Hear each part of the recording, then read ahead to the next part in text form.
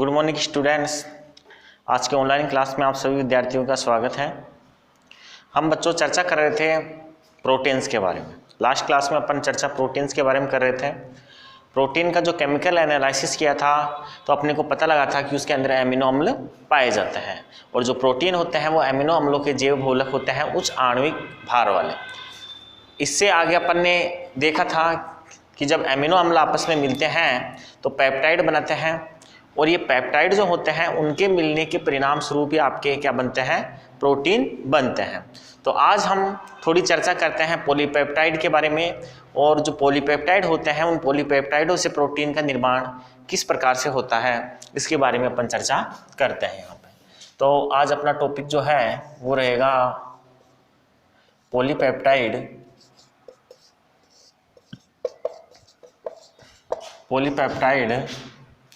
एवं प्रोटीन। देखो बच्चों, अपन ने लास्ट क्लास में जब प्रोटीन का एनालिसिस किया था, विश्लेषण जब किया था, तो अपने को पता लगा था कि जो प्रोटीन होते हैं उनके आंशिक जल अपघटन से पेप्टाइड बनते हैं और उनका जब पूर्ण जल अपघटन हो जाता है तो उसके परिणाम स्वरूप आपके क्या बन जाते हैं, एमिनो अम्ल बन जाते हैं। एमिनो अम्लों के आपस में जुड़ने के परिणाम स्वरूप आपके पेप्टाइड बनते हैं और इन पेप्टाइडों के आपस में जुड़ने से ही आपके प्रोटीन का निर्माण होता है। तो अपन ये देखते हैं सबसे पहले कि जो आपके क्या थी, एमिनो अम्ल थे, उसके एमिनो अम्ल की जब स्ट्रक्चर को अगर हम देखते हैं तो जैसे एक प्रकार के एमिनो अम्ल है ये आपके। इस एमिनो अम्ल में एक साइड में तो बच्चों क्या है, कार्बोक्सिलिक समूह है और दूसरी साइड में है आपके एमीन। और यही अपन ने लास्ट क्लास में चर्चा की थी कि जो एमिनो अम्ल होते हैं उनमें कार्बोक्सिलिक अम्ल और एमीन दोनों समूह पाए जाते हैं। ये कार्बोक्सिलिक अम्ल और जो एमीन होते हैं वो जुड़ के बनाते हैं आपके पेप्टाइड और जब पेप्टाइड आपस में मिलते हैं तो बनते हैं पॉलीपेप्टाइड। तो नाम के आधार पे यदि हम यहाँ देखें तो पॉलीपेप्टाइड यहाँ पे अपने पास 4 प्रकार के होते हैं और ये जो पॉलीपेप्टाइड होते हैं वो होते हैं डाइपेप्टाइड, ट्राइपेप्टाइड, टेट्रापेप्टाइड और पॉलीपेप्टाइड। अपन सबसे पहले लिखते हैं कि पेप्टाइड होते क्या है, फिर उसके प्रकारों की अपन चर्चा करेंगे। ये आपके है एमिनो अम्ल और एमिनो अम्लों के आपस में जुड़ने से बनते हैं आपके पेप्टाइड। तो मैं यहां लिखता हूं एमिनो अम्ल मिलकर पेप्टाइड बनाते हैं और इन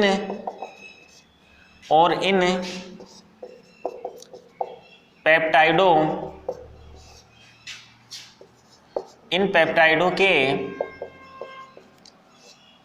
आपस में जुड़ने से पॉलीपेप्टाइड बनते हैं। देखो बच्चों, जो एमिनो अम्ल होते हैं वो मिलके आपके पेप्टाइड बनाते हैं। अब पेप्टाइड आपके आपस में जुड़ती है तो पॉलीपेप्टाइड का निर्माण करती है। अब अगर अपन देखेंगे आगे कि जो पेप्टाइड होते हैं वो जुड़ने के आधार पे डाइपेप्टाइड, ट्राइपेप्टाइड, टेट्रा और पॉलीपेप्टाइड होते हैं। जब ये जुड़ते हैं तो जुड़ने के दौरान 2 पेप्टाइडों के बीच में या हम ये कहें कि एमिनो अम्लों के बीच में जो बंध बनता है उस बंध को बोलते हैं पेप्टाइड बंध। तो मैं यहाँ लिख देता हूँ कि पेप्टाइड बनने के दौरान इनके मध्य जो बंध बनता है,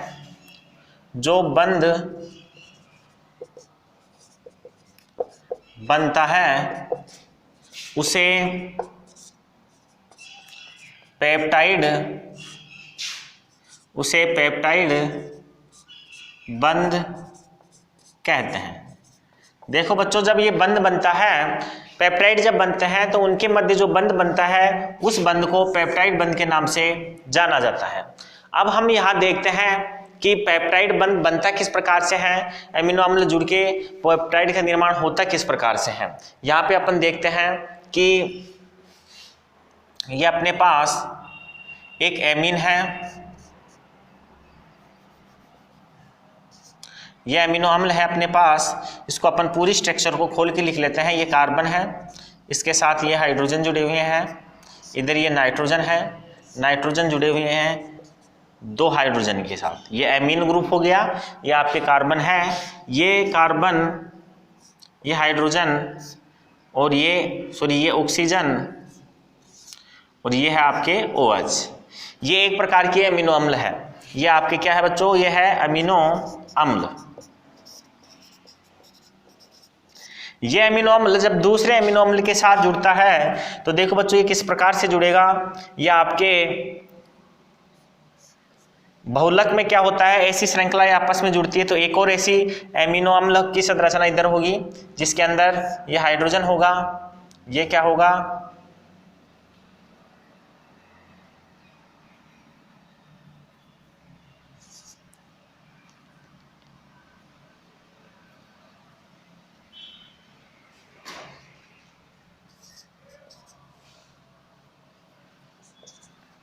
ये आपके क्या हो गई बच्चों, ये अमीन वाला समूह बनेगा इधर,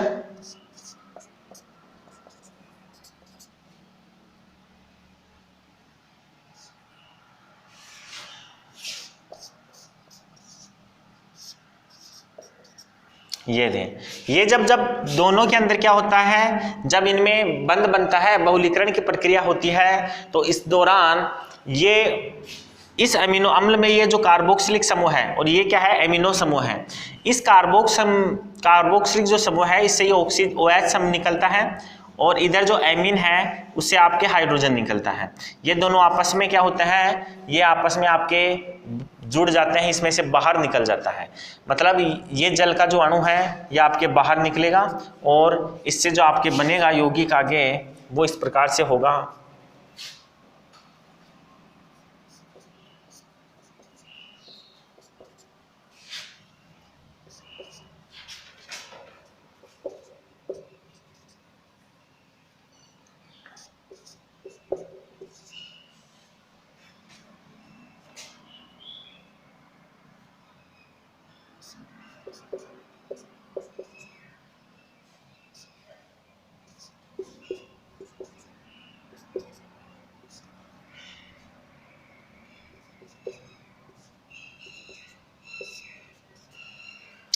देखो बच्चों ये इस प्रकार से ये यहाँ से जल निकल जाएगा, इसमें मैं यहाँ लिख देता हूँ +H2, ये जल बाहर निकल गया है और यहाँ से ये आपस में जुड़ गया है। कहने का मतलब ये जो बंध बना है आपके, ये बंध कहलाता है पेप्टाइड बंध।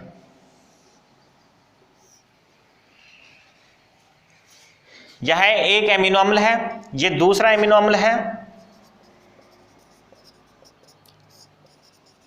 ये 2 अमीनो अम्ल आपस में जब मिलते हैं तो इसमें से एक जल का अणु जो H2O है वो बाहर निकलता है, जो उधर दिख रहा है, और ये बंध बाहर निकलने से इन दोनों की एक वैलेंसी फ्री हो जाती है, ये आपस में जुड़ जाते हैं। जो ये बंध बना है ये बंध कहलाता है आपके पेप्टाइड बंध, पेप्टाइड बंध। तो इस प्रकार से आपके 2 अमीनो अम्लों के जुड़ने से पेप्टाइड बनती है और ये जो पेप्टाइड बनती है इन दोनों के बीच में, अमीनो अम्लों के बीच में पेप्टाइड बंध बनने के दौरान पेप्टाइड का निर्माण हो जाता है। ये तो आपके अमीनो अम्ल है और ये जो आपके पूरी है वो है आपके पेप्टाइड, या आपके पेप्टाइड बन चुकी है 2 अमीनो अम्लों के जुड़ने से। तो आपको ध्यान रखना है अमीनो अम्ल जब आपस में मिलते हैं एक जल का अणु बाहर निकल जाता है और पेप्टाइड बंध के द्वारा पेप्टाइड का निर्माण हो जाता है। ऐसी पेप्टाइड यदि संख्या के हिसाब से यदि हम देखें तो यदि 2 होती हैं तो उसको डाइपेप्टाइड बोलेंगे, 3 होती हैं तो ट्राइपेप्टाइड बोलेंगे, 4 होगी तो टेट्रा, और यदि 10 से अधिक संख्या में ऐसी पेप्टाइड पाए जाते हैं तो उन्हें हम पॉलीपेप्टाइड के नाम से जानते हैं। इसके बारे में अपन आगे लिखेंगे, आप इसे स्क्रीनशॉट लेके नोट कीजिए।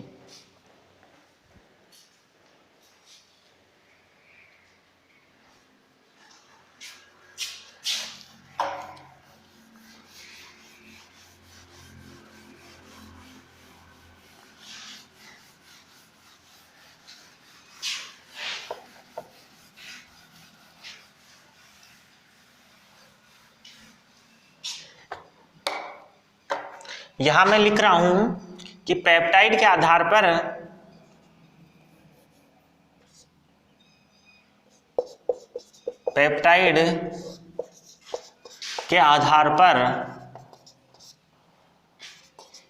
ये निम्न प्रकार के होते हैं। पेप्टाइड के आधार पर बच्चों ये निम्न प्रकार के होते हैं। पहला आपके जो प्रकार है वो है डाईपेप्टाइड।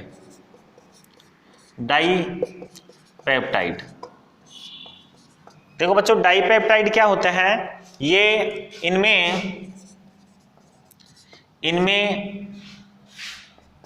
दो पेप्टाइड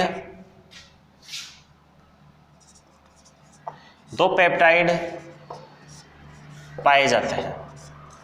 डाईपेप्टाइड क्या होते हैं बच्चों, डाईपेप्टाइड वो होते हैं जिनमें दो पेप्टाइड पाए जाते हैं। नेक्स्ट अपन लिखते हैं ट्राईपेप्टाइड। ट्राईपेप्टाइड, इनमें 3 पेप्टाइड पाए जाते हैं।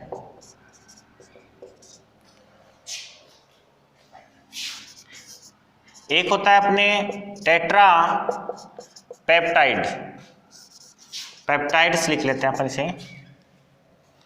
इनमें 4 पेप्टाइड पाए जाते हैं। और यदि 10 से अधिक पेप्टाइड पाए जाते हैं तो इसे बोलते हैं अपन पॉलीपेप्टाइड। Polypeptide, peptides. इनमें 10 से अधिक पेप्टाइड पाए जाते हैं। देखो बच्चों यदि 10 से अधिक पेप्टाइड पाए जाते हैं तो फिर उसे अपन बोलते हैं पॉलीपेप्टाइड। अब बच्चों ध्यान रखने की बात है कि ये जो पॉलीपेप्टाइड होते हैं वो यदि 10 से अधिक होते हैं और इनका जो आणविक भार होता है वो यदि 10,000 से अधिक होता है तो ऐसी स्थिति में जो ये पॉलीपेप्टाइड होते हैं वो पॉलीपेप्टाइड प्रोटीन का निर्माण कर देते हैं। अपन यहाँ चर्चा कर रहे थे पॉलीपेप्टाइड, तो ये पॉलीपेप्टाइड हो गए, इसमें 10 से अधिक पेप्टाइड पाए जाते हैं, उसको अपन बोलते हैं पॉलीपेप्टाइड। यदि पॉलीपेप्टाइड जो 10 से अधिक है और उनका आणविक जो भार है वो 10,000 से अधिक होता है तो ऐसी स्थिति के अंदर जो पॉलीपेप्टाइड होती है वो ही पॉलीपेप्टाइड आपके प्रोटीन का निर्माण कर देती है। कहने का मतलब उसी पॉलीपेप्टाइड को अपन प्रोटीन कह सकते हैं। लेकिन यदि 10,000 से कम आणविक भार होता है तो फिर उस पॉलीपेप्टाइड को हम प्रोटीन नहीं कहते हैं। तो यहां पे ध्यान रखने की बात है, तो मैं यहां लिख देता हूं कि ये पॉलीपेप्टाइड, यहां पे एक नोट मैं लिख देता हूं, वे पॉलीपेप्टाइड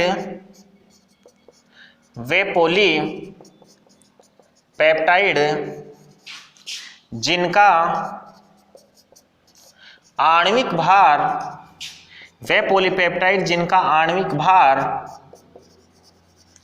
10,000 से अधिक होता है। वे पॉलीपेप्टाइड जिनका आणविक भार 10,000 से अधिक होता है प्रोटीन कहलाती है। यदि पॉलीपेप्टाइड का आणविक भार 10,000 से अधिक नहीं होता है तो वो पॉलीपेप्टाइड आपके प्रोटीन का निर्माण नहीं करती है। ये आपको ध्यान रखना है बच्चों, तो इसको आप स्क्रीनशॉट लेके नोट करो, फिर अपन आगे स्टार्ट करते हैं।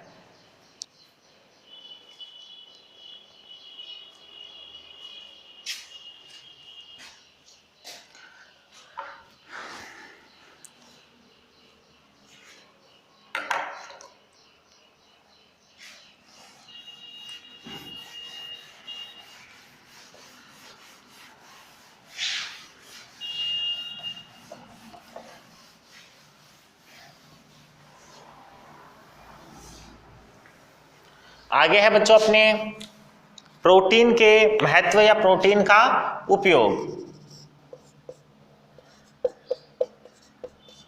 प्रोटीन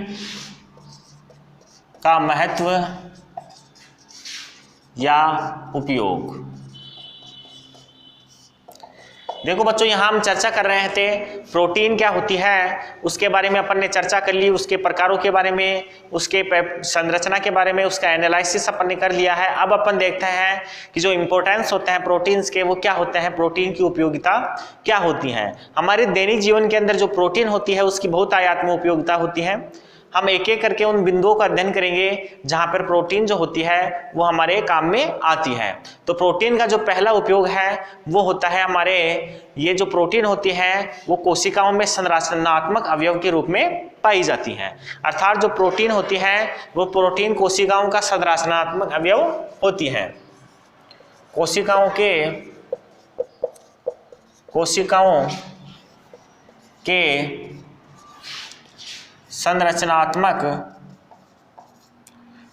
के संरचनात्मक अवयव के रूप में। देखो बच्चों, हमारी जो शरीर होता है उसकी सारी कोशिकाएं होती हैं, ऑल सेल्स जो हमारी बॉडीज की होती हैं, वो हमारी बॉडी की जब सभी सेलें होती हैं उनमें प्रोटीन पाया जाता है। प्रोटीन किसी न किसी रूप से आवश्यक रूप से हमारे कोशिकाओं में पाया जाता है। और कुछ हमारे अंग हैं शरीर की, जो कुछ कोशिकाएं हैं, कुछ हमारे पार्ट्स हैं, जो ऑर्गन्स हैं, वो प्रोटीन के ही मिलकर बने होते हैं। यदि हम यहाँ बात करें तो हमारे जो बाल होते हैं, नाखून होते हैं, वो आपके केराटिन प्रोटीन से मिलकर बने होती हैं। इसी प्रकार आपके जो संयोजी उत्तक होते हैं वो संयोजी उत्तक आपके कोलेजन प्रोटीन से मिलकर बनते हैं। और इसी प्रकार आपके जो मांसपेशियां होती हैं वो मांसपेशियां मायोसिन प्रोटीन से बनी हुई होती हैं। ये कुछ अंग हैं, कुछ पार्ट्स हैं जो विशेष प्रकार की प्रोटीन से मिलकर बने होते हैं। इस प्रकार हम कह सकते हैं कि हमारे शरीर की जो कोशिकाएं होती हैं उन कोशिकाओं में तो प्रोटीन होती ही है। इसके अलावा कुछ जो प्रोटीन होती हैं वो हमारे विशेष अंगों का निर्माण भी करती है। तो अपन यहां लिख लेते हैं कि हमारे शरीर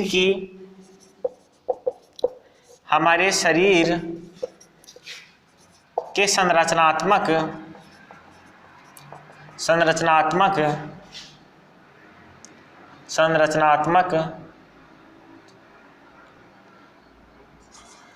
भाग कोशिका प्रोटीन से बनी होती है। हमारे शरीर की जो संरचनात्मक अंग होता है, संरचनात्मक जो भाग होता है, जो कोशिका होती है, वो प्रोटीन से बनी होती है। इसके अलावा शरीर के कुछ अंग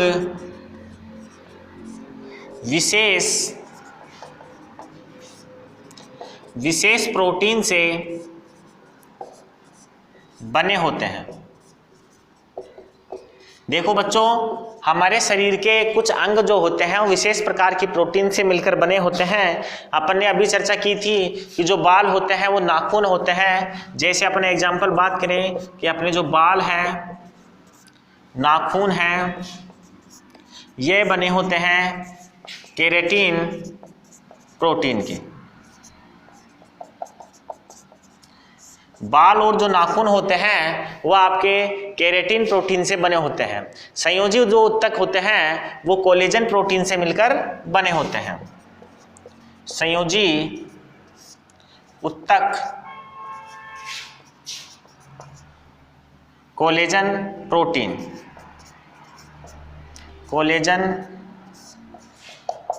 प्रोटीन से। संयोजी उत्तक जो होते हैं वो हमारे जो संयोजी उत्तक होते हैं शरीर के अंदर वो कोलेजन प्रोटीन से मिलकर बने होते हैं। इसी प्रकार जो मांसपेशियां होती हैं,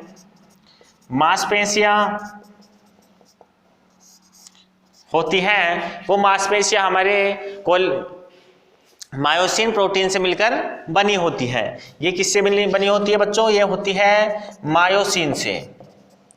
मायोसिन से।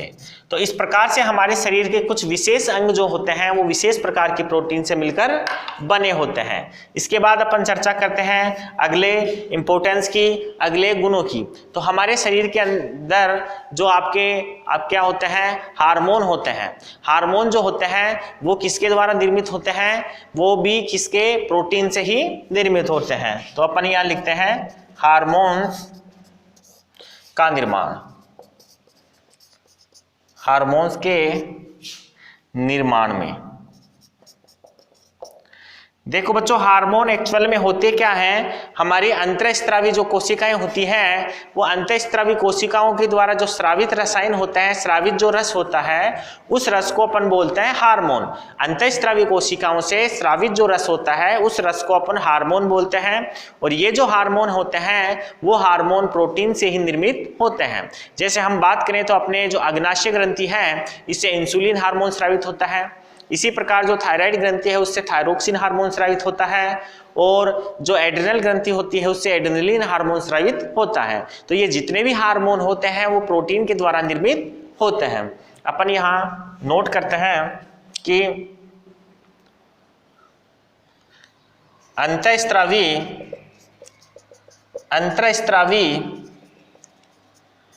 ग्रंथियों से स्रावित रस हार्मोन्स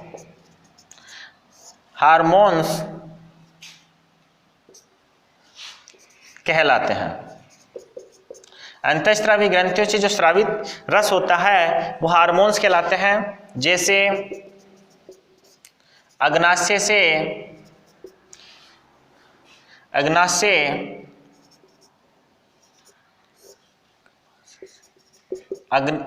इंसुलिन,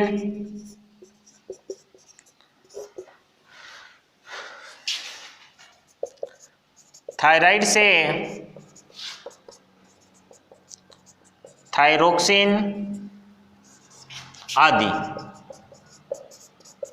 ये हार्मोन्स प्रोटीन से बने होते हैं। देखो बच्चों, ये हार्मोन्स जो होते हैं ये हार्मोन्स आपके किससे बने होते हैं, ये हार्मोन्स आपके प्रोटीन से मिलकर बने होते हैं। तो यहाँ पे अपन ने चर्चा की इंपोर्टेंस की, दो इंपोर्टेंस अपन ने नोट किए हैं। कोशिकाओं के संरचनात्मक अवयव के रूप में प्रोटीन इंपोर्टेंस होती है, महत्व इसका होता है। और हार्मोन्स के निर्माण में भी इसका महत्व होता है, क्योंकि हार्मोन जो होते हैं वो किससे निर्मित होते हैं, आपके प्रोटीन से निर्मित होते हैं। इसे आप नोट कीजिए।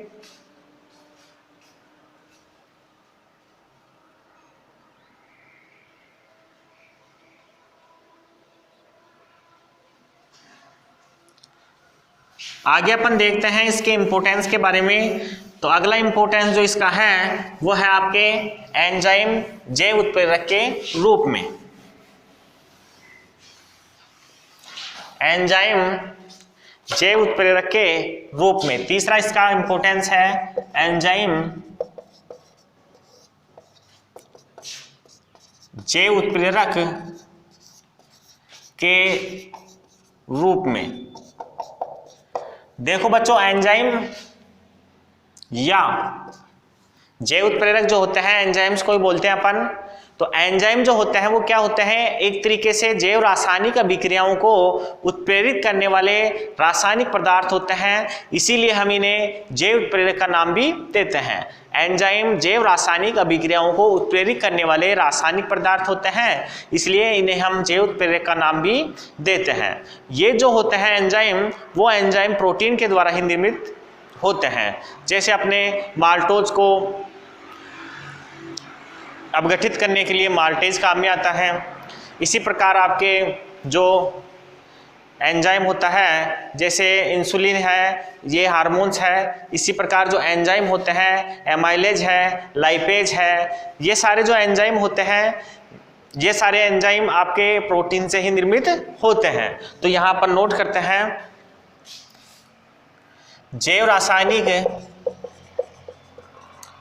रासायनिक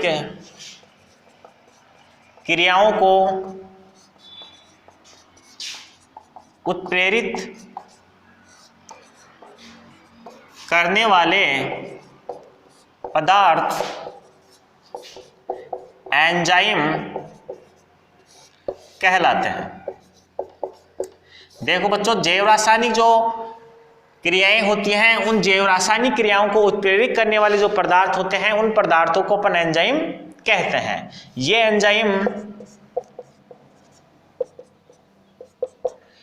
एंजाइम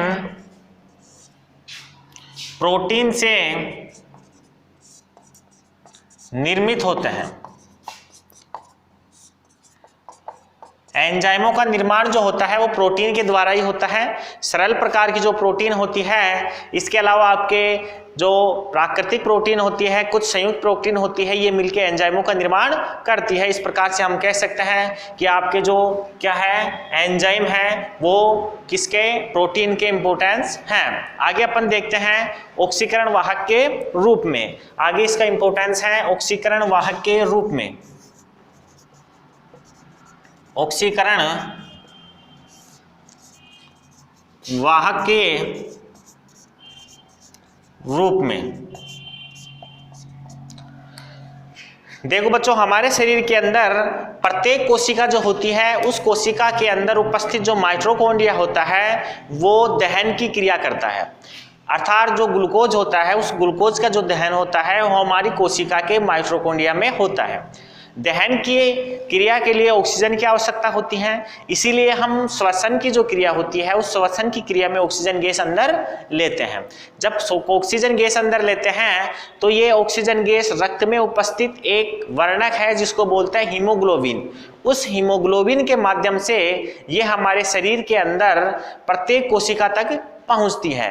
कहने का मतलब हमारे शरीर में प्रत्येक कोशिका तक ऑक्सीजन पहुंचाने का जो काम है वो हीमोग्लोबिन का होता है। और अपन ने कल चर्चा की थी कि हमारे जो शरीर में कुछ अंग हैं जिनमें से एंटीबॉडीज थे, हीमोग्लोबिन्स थे, ये बाल थे, नाखून थे, ये किससे बने हुए थे, ये प्रोटीन से बने हुए थे। और अपन यहाँ पे चर्चा करते हैं तो वही बात निकल के आती है कि हमारे शरीर में ऑक्सीजन पहुंचाने का काम हीमोग्लोबिन करती है, इसलिए ऑक्सीजन पहुंचाने का काम एक तरीके से एक प्रकार की प्रोटीन के द्वारा किया जाता है। आपने कभी नोटिस किया हो तो यदि हमारे शरीर के अंदर जो ब्लड होता है उस ब्लड में यदि हीमोग्लोबिन की कमी हो जाती है तो इस स्थिति में व्यक्ति के कोशिकाओं तक ऑक्सीजन कम मात्रा में पहुंचती है, और इस स्थिति में वो थोड़ी सी मेहनत करते ही उसको ऑक्सीजन की कमी होने के कारण थकान होने लग जाती है, वो उसके श्वास तेज होने लग जाती है यदि हीमोग्लोबिन की मात्रा रक्त में कम है।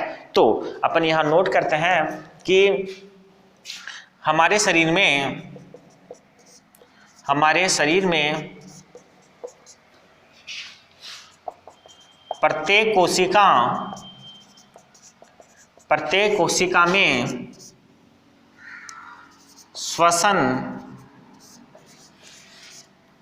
की क्रिया, जिसे अपन दहन की क्रिया बोलते हैं, श्वसन की क्रिया के लिए O2 की अर्थात ऑक्सीजन की आवश्यकता होती है। ये बच्चों सबको पता है कि हमारा जो शरीर है उसकी जो प्रत्येक कोशिका है उसमें दहन की क्रिया होती है, माइटोकॉन्ड्रिया में होती है, जिसको श्वसन की क्रिया भी बोलते हैं, और उसके लिए ऑक्सीजन की आवश्यकता होती है। इस ऑक्सीजन की पूर्ति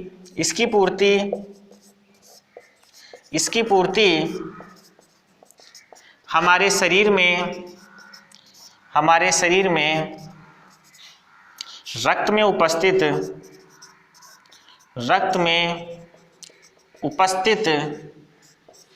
हीमोग्लोबिन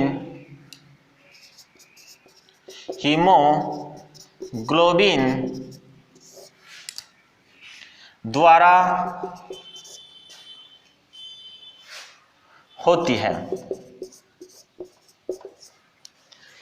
इसकी पूर्ति हमारे शरीर में रक्त में उपस्थित हीमोग्लोबिन के द्वारा होती है। ये क्या करता है, हीमोग्लोबिन रक्त के साथ ऑक्सीजन को प्रत्येक कोशिका तक पहुंचाता है। और हमें पता है कि हीमोग्लोबिन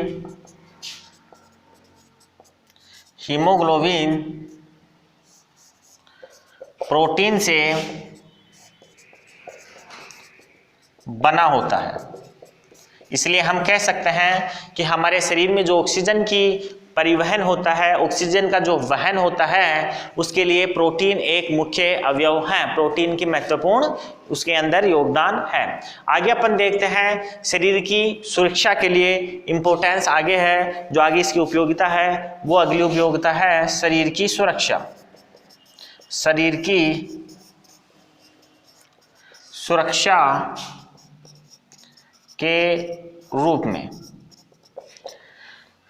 देखो बच्चों, अपन ने चर्चा की थी कि जो एंटीबॉडीज होते हैं, ये जो एंटीबॉडीज होते हैं वो किसके द्वारा निर्मित होते हैं? वो प्रोटीन से निर्मित होते हैं। और आपको पता है हमारे शरीर में जो रोग प्रतिरोधक क्षमता होती है वो एंटीबॉडीज के द्वारा ही तैयार होती है। वो एंटीबॉडीज होते हैं वो ही रोग प्रतिरोधक क्षमता हमारे शरीर के अंदर उत्पन्न करते हैं। इस प्रकार से बाहर से होने वाले विभिन्न प्रकार के वायरसों के संक्रमण, विभिन्न प्रकार के सूक्ष्मजीवों के संक्रमण को जो रोकने का काम होता है वो काम आपके एंटीबॉडीज और विशेष रूप से इम्यूनोग्लोबिन जिसे अपन बोलते हैं उसके द्वारा होता है। तो मैं यहां लिखता हूं हमारे शरीर की रोग प्रतिरोधक क्षमता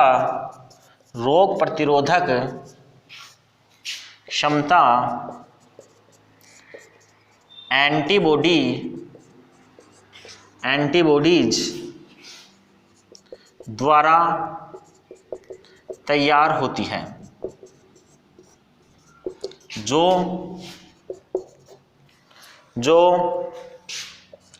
प्रोटीन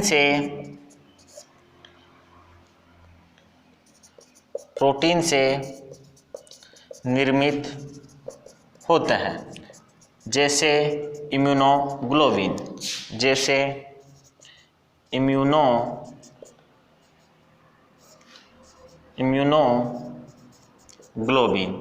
ये जो इम्यूनोग्लोबिन है वो एक प्रकार का एंटीबॉडीज है जो किससे निर्मित होता है? आपके प्रोटीन से निर्मित होता है। इसे आप नोट कीजिए।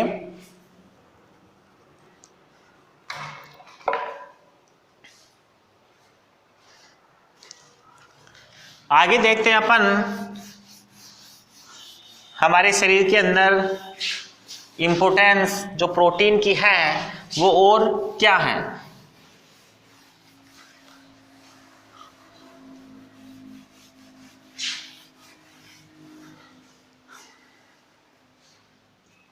देखो बच्चों, अगली जो इंपॉर्टेंस है वो है हमारे शरीर की वर्दी और मरम्मत का कार्य। हमारे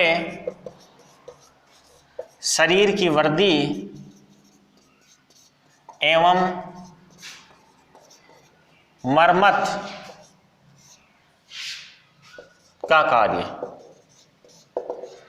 देखो बच्चों, जो त्वचा होती है, जो मांसपेशियां होती हैं वो प्रोटीन से बनी हुई होती हैं। त्वचा और जो मांसपेशियां होती हैं वो प्रोटीन से बनी हुई होती हैं। और हमारे शरीर की जो वर्दी होती है वो मांसपेशियों और त्वचा के बढ़ने के परिणाम स्वरूप ही होती है। एक छोटा बच्चा होता है उसमें त्वचा कम मात्रा में होती है, वयस्क होने पर उसी त्वचा का आकार बढ़ जाता है। हमारे शरीर का सबसे बड़ा अंग होता है वो त्वचा ही होती है। तो इस प्रकार से जो मांसपेशियां होती हैं, त्वचा होती है, वो वर्दी के साथ बढ़ती जाती है। तो हम कह सकते हैं कि प्रोटीन के द्वारा ही हमारे शरीर की वर्दी होती है। मरम्मत की अगर हम बात करें तो यदि हमारे किसी जगह पे चोट लग जाती है, अगर किसी जगह पे घाव हो जाता है तो उस चोट को और घाव को भरने के लिए उस अंग की कोशिकाएं वृद्धि करती है और प्रोटीन जो होती है उसमें महत्वपूर्ण भूमिका निभाती है। तो अपन कह सकते हैं, यहाँ पे लिख सकते हैं कि हमारे शरीर की वृद्धि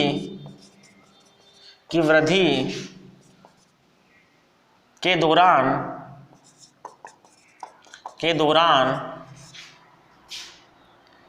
त्वचा व मांसपेशियां बढ़ती हैं। त्वचा और मांसपेशियां क्या होती है बच्चों? बढ़ती है।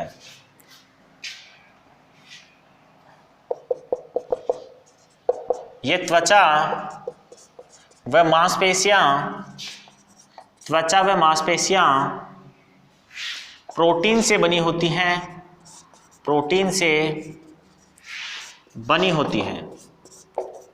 अर्थात प्रोटीन हमारी वृद्धि में सहायक है। देखो बच्चों, जो मांसपेशियां हैं वो प्रोटीन से बनी होती है, और त्वचा होती है वो भी प्रोटीन से बनी होती है। और इस प्रकार से यह वृद्धि जो होती है प्रोटीन की ही, प्रोटीन हमारे वृद्धि में सहायक होते हैं, क्योंकि ये बढ़ने के दौरान ही वृद्धि हमारी होती है। इसके अलावा शरीर पर घाव, त्वचा पर या शरीर पर